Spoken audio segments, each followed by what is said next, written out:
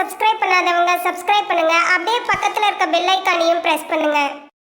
அன்பான மகர ராசி நேயர்களே, சனி பகவான ராசி அதிபதியாக கொண்டவங்க, நில ராசியை சேர்ந்தவங்க, உண்மைக்கும் நேர்மைக்கும் தர்மத்துக்கும் மட்டுமே கட்டுப்பட்டு நடப்பவங்க, செவ்வாய் உச்சமடையக்கூடிய ராசி அப்படிங்கிறதால எப்பேற்பட்ட கஷ்டங்கள் வந்தாலும் எந்த ஒரு தப்பான செயலுக்கும் உடன்பட மாட்டீங்க. ஏழ்மையாக இருந்தாலும் நேர்மையாகவே நடந்துக்குவீங்க. குரு பகவான் நீச்சம் அடையக்கூடிய ராசி அப்படிங்கிறதால கல்வி மற்றும் எதிர்காலத்தை பற்றின முடிவுகள் எடுக்கிறதுல கொஞ்சம் தடுமாறுவீங்க. மனக்குழப்பங்கள் அதிகமாக இருக்கும். அதனாலேயே ஈஸியாக ஜெயிக்க வேண்டிய இடத்துல கூட உங்களுக்கான வெற்றிகள் எல்லாமே தாமதமாக கிடைக்கும். இந்த ராசி மண்டலத்தில் நாணயம் மிக்க ராசி ஒன்று இருக்குது அப்படின்னா அது மகர ராசி தாங்க. சொன்ன வார்த்தையை எப்பாடுபட்டாவது காப்பாற்றிடுவீங்க. அதுக்காக எந்த ரிஸ்க் வேணாலும் எடுப்பீங்க. எந்த ஒரு விஷயத்தை செய்யும் போதும் ப்ராக்டிக்கலாக யோசித்து செயல்படுவீங்க. மிகப்பெரிய லட்சியவாதிகளாக இருப்பீங்க. வாய் வார்த்தைகள் மட்டும் இல்லாமல் செயலில் எதையும் செஞ்சு முடிக்கக்கூடிய கடினமான உழைப்பாளிகளாக இருப்பீங்க. எதையும் துணிந்து செய்யக்கூடிய தைரியம் மிக்கவங்களாக இருப்பீங்க.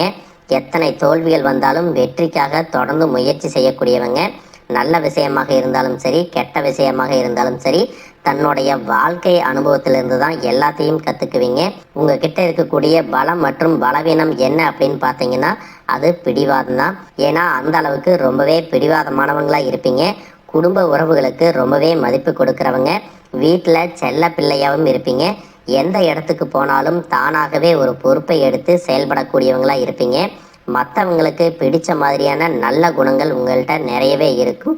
இந்த மாதிரி சிறப்பான குணங்கள் இருக்கக்கூடிய மகர ராசி உத்திராடம் நட்சத்திரம் 2, 3, 4 பாதம், திருவோணம் நட்சத்திரம், அவிட்ட நட்சத்திரம் 1, 2 பாதம் இருக்கிறவங்களுக்கு கிரக நிலைகள் எப்படி இருக்குது அப்படின்னு பார்த்தீங்கன்னா, குடும்பஸ்தானத்தில் ராகுவும், சகோதர ஸ்தானத்தில் சூரியன், சனி, செவ்வாய், புதன் 4 பேரும் சேர்ந்திருக்காங்க.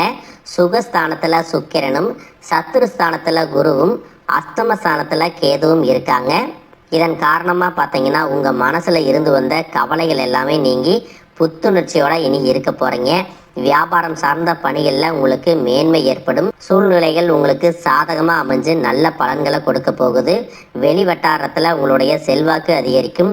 கனிவான பேச்சுக்கள் சாதகமான வாய்ப்புகளை உருவாக்கி கொடுக்கும்.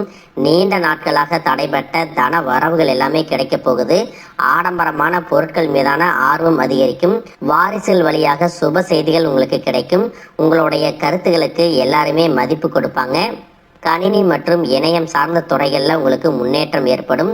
அரசியலில் இருக்கிறவங்களுக்கு மக்களுடைய செல்வாக்கு அதிகரிக்கும். தேர்தலில் போட்டியிட்டு ஜெயிக்கக்கூடிய வாய்ப்புகளும் இருக்குது. எதிரிகள் மூலமாக இருந்த தொல்லைகள் எல்லாமே நீங்க போகுது.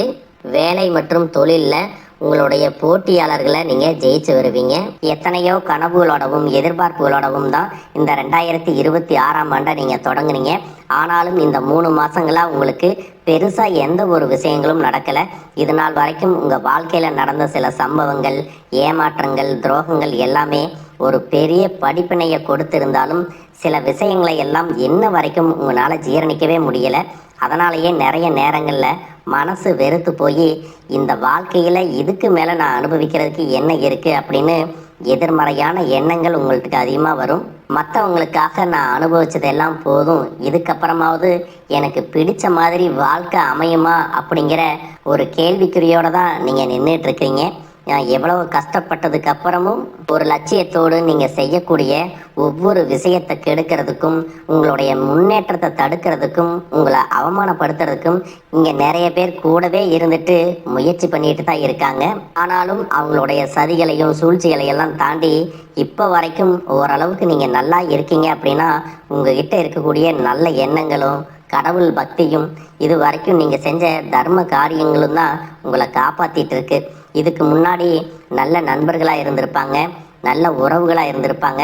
அவங்களே தன்னோட சுயநலத்துக்காக துரோகங்களை எல்லாம் செஞ்சு உங்களுடைய வாழ்க்கையை கெடுக்கணும் அப்படின்னு நினைக்கும்போது இந்த உலகத்தில் யார் நல்லவங்க யார் கெட்டவங்க யாரை நம்புறது அப்படிங்கிறது தெரியாமல் தான் நீங்கள் புலம்பிட்டு இருக்கீங்க.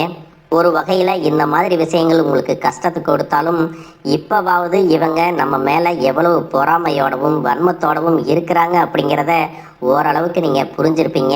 இது எல்லாமே தெரிஞ்சும் கூட நீங்கள் என்னமோ பண்ணுங்க, எத்தனையோ நல்லது செஞ்ச எனக்கு மனசாட்சிக்கு விரோதமா தப்பு செய்யறீங்க அப்படின்னா அந்த கடவுள் உங்களுக்கு நிச்சயமா மிகப்பெரிய தண்டனையை கொடுப்பார் அப்படின்னு தான் கடவுள்கிட்ட உங்களுடைய வேண்டுதலை எல்லாம் வச்சுட்டு கடந்து போயிட்டு இருக்கீங்க.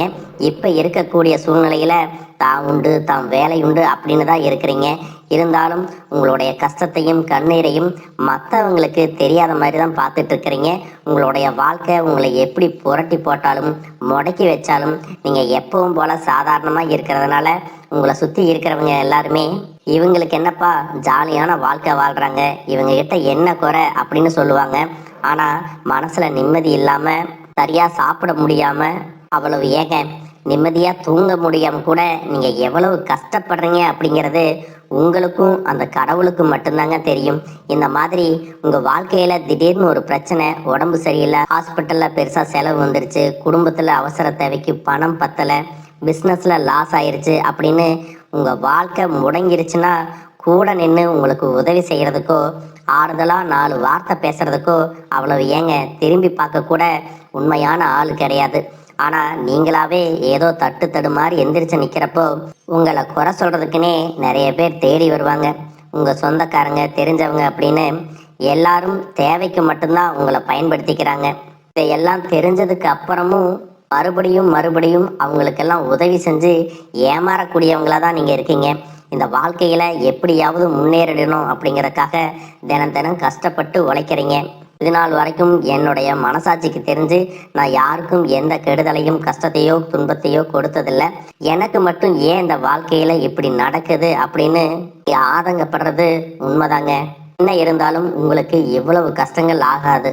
இந்த மாதிரி பிரச்சனைகள் உங்கள் வாழ்க்கையில் வரும், கொஞ்ச நாளுக்கு அப்புறம் அது போயிடும். நிறைய நேரங்களில் பார்த்தீங்கன்னா உங்களால் எந்த பிரச்சனைகளும் வராது, ஆனால் உங்களை சுற்றி இருக்கிறவங்க மூலம் தான் உங்களுக்கு நிறைய பிரச்சனைகள் வருது அப்படிங்கிறத இப்போவாவது கொஞ்சம் புரிஞ்சிருப்பீங்க. இவ்வளவு நடந்ததுக்கு அப்புறம் இனி என் வாழ்க்கை மாறுமா அப்படின்னு நீங்கள் கேட்குற கேள்விகளுக்கெல்லாம் பதிலாக தாங்க இனி வரக்கூடிய கிரக நிலைகள் மற்றும் அதன் இயக்கத்தின் காரணமாக உங்களுக்கு நல்ல பலன்கள் எல்லாமே கிடைக்க போகுதுங்க. நாள் வரைக்கும் நடந்த கெட்ட விஷயத்தை எல்லாம் விட்டுருங்க. இனி வரக்கூடிய நாட்களில் உங்களுக்கு என்ன மாதிரி நன்மைகள் கிடைக்க போகுது அப்படிங்கிறத பற்றி தான் இந்த வீடியோ பதிவில் பார்க்க போகிறோம். முதலாவதாக மீன ராசியில் இருக்கக்கூடிய சனி பகவான் உங்களுக்கு ஆரம்பத்தில் சில தடைகளை கொடுத்திருந்தாலும் இந்த வருடத்தின் இறுதிக்குள்ள உங்களுக்கு நல்ல பலன்களை எல்லாம் கொடுக்க போகிறாரு, தடைகளை எல்லாம் விலக்க போகிறாரு. இதன் மூலமாக பொருளாதார ரீதியாக உங்களுக்கு நல்ல முன்னேற்றம் அப்படிங்கிறது விரைவிலேயே ஏற்பட போகுது. அடுத்ததாக பார்த்தீங்கன்னா சுக்கிர பெயர்ச்சி. மேச ராசியில் இருக்கக்கூடிய சுக்கிரன் ஆரம்பத்தில் சூரியனோட சேர்ந்து சுக்கிர ஆதித்ய யோகத்தையும் கொடுக்க போகிறாங்க. இதன் மூலமாக உங்களுக்கு நல்ல வேலை வாய்ப்பு, அதில் பதவி உயர்வு மற்றும் அதிகாரம் செலுத்தக்கூடியவர்களுடைய நட்பு உங்களுக்கு கிடைக்கும். நீங்கள் செல்வத்தை சேர்க்கணும் அப்படிங்கிறதுக்காகவே நகைகளுடைய விலை குறையும், புதிதாக வீடு வாகனங்கள் எல்லாமே வாங்குவீங்க. ஆரம்பத்தில் பொருளாதாரத்தில் ஏற்ற இறக்கங்கள் இருந்தாலும் இந்த வருடம் முடியும் பொழுது குறிப்பிட்ட அளவுக்கு நீங்கள் சொத்து சேர்த்து வச்சுருப்பீங்க. ஜூன் மாதத்தில் குரு பகவான் மிதுன ராசியிலிருந்து தன்னுடைய உச்ச ராசியான கடக ராசிக்கு போகும் பொழுது கஜகேசரி யோகமும் உண்டாக போகுது. இந்த நேரத்தில் உங்கள் நிதி நிலைமை ரொம்பவே முன்னேற்றமாக இருக்கும். குழந்தை பாக்கியம் இல்லை அப்படின்னு கவலைப்பட்டு இருந்தவங்களுக்கு நிச்சயமாக குழந்தை பாக்கியம் உருவாகும்.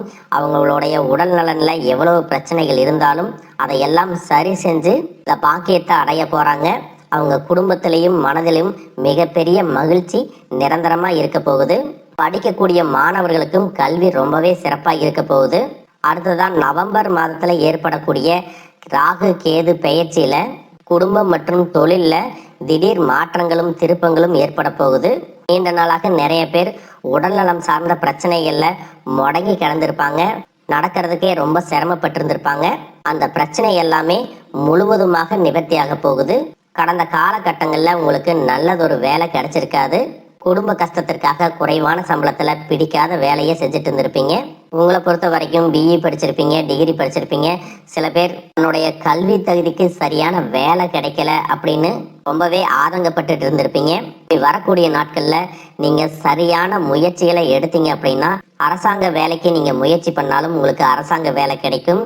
பேங்க் வேலையோ ஐடி கம்பெனியோ அது தனியார் நிறுவனங்களோ உங்களுக்கு மனசுக்கு பிடிச்ச மாதிரி நல்ல வருமானத்தோடு வேலை கிடைக்கக்கூடிய சூழ்நிலையும் இருக்குது. மேலும் கணவன் மனைவிகள்ல பார்த்தீங்கன்னா நல்ல அந்யோன்யம் இருக்க போகுது.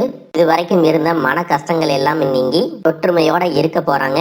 சொத்து மற்றும் பல பிரச்சனைகள் காரணமாக நீதிமன்றத்தில் ஏதாவது வழக்குகள் இருக்கு அப்படின்னா கூட அதுவெல்லாம் உங்களுக்கு சாதகமாக வரும். அதிலும் சொத்து விஷயத்துல சனி பகவானுடைய பார்வை உங்களுக்கு நேரடியாக இருக்கிறதுனால சில தடைகளை கடந்து வரும் பொழுது உங்களுக்கு அந்த சொத்தானது நிச்சயமாக கிடைக்கும். அரசியல்வாதிகளை பொறுத்த வரைக்கும் புதிய பதவிகள் எல்லாமே தானா கிடைக்கும். தேர்தலில் போட்டியிட்டு ஜெயிக்கக்கூடிய வாய்ப்புகளும் இருக்கு. இது வரைக்கும் நீங்க வேலை செஞ்சுட்டு இருக்கக்கூடிய இடத்துல சரியான ஒத்துழைப்பு இருந்திருக்காது. முழு ஈடுபாட்டோட வேலை செய்ய முடியாத அளவுக்கு சில பிரச்சனைகள் எல்லாமே இருந்திருக்கும். இனி வரக்கூடிய காலங்களில் உடன் வேலை செய்கிறவங்க மூலமா உங்களுக்கு நல்ல ஆதரவு கிடைக்கும். சந்தோஷமா அந்த வேலையை செய்வீங்க. வேலையில உங்களுக்கு பண பலன்கள் ஏதாவது வராம இருந்துச்சுன்னா அந்த பண பலன்கள் எல்லாமே உங்களுக்கு வெகு சீக்கிரத்துல கிடைக்கும். அரசு வேலையில் இருக்கக்கூடியவங்க சட்டத்திற்கு புறம்பாக எந்த ஒரு காரியத்திலையும் ஈடுபடாம நேர்மையாக நடந்து கொள்வது நல்லது. பொது வாழ்க்கையில இருக்கிறவங்களுக்கு நீங்க எதிர்பார்த்ததை விட மிகப்பெரிய நிலையை அடைய போறீங்க. தொழிலில் தடைகள் ஏதாவது இருந்துச்சுன்னா அந்த தடைகள் எல்லாம் விலகிறது மட்டும் இல்லாமல் புதிய கிளைகளையும் தொடங்குவீங்க. உங்களுடைய உற்பத்தி அதிகரிக்கும். தொழிலை விரிவு செய்வீங்க. வரக்கூடிய நாட்களில் உங்களுக்கு விற்பனையும் அதிகமாகும். ஏற்றுமதி இறக்குமதியில் எல்லாம் உங்களுக்கு நல்ல லாபம் கிடைக்கும். நீங்கள் செய்யக்கூடியது சின்ன தொழிலோ பெரிய தொழிலோ அதுவெல்லாம் உங்களுக்கு நல்ல வளர்ச்சியை கொடுக்கும் அப்படிங்கிறத நீங்கள் ஞாபகம் வச்சுக்கோங்க. இனி வரக்கூடிய காலங்கள் எல்லாமே உங்களுடைய கனவுகளை நிஜமாக்கக்கூடிய நாட்களாக இருக்க போகுது. குடும்பத்தில் முன்னேற்றமும் பொருளாதாரமும் கிடைக்கும் பொழுது உங்களுடைய சுய ஒழுக்கத்தில் நீங்கள் ரொம்பவே கவனமாக இருக்கணும். பேசக்கூடிய வார்த்தைகள், பழகக்கூடிய நபர்கள் எல்லார்கிட்டையும் எந்த ஒரு இடத்துலையும் தான் அப்படிங்கிற கர்வத்தை மட்டும் நீங்கள் வச்சுக்க கூடாது.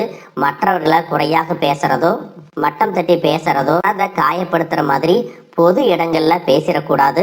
நீங்களும் சரி உங்களை சுற்றி இருக்கிறவங்களும் சரி எப்பவுமே பாசிட்டிவான எண்ணங்கள்ல இருக்கணும். அப்படின்னா எதிர்காலத்திற்கான நல்ல திட்டமிடுதல் எப்பவுமே அவசியம்.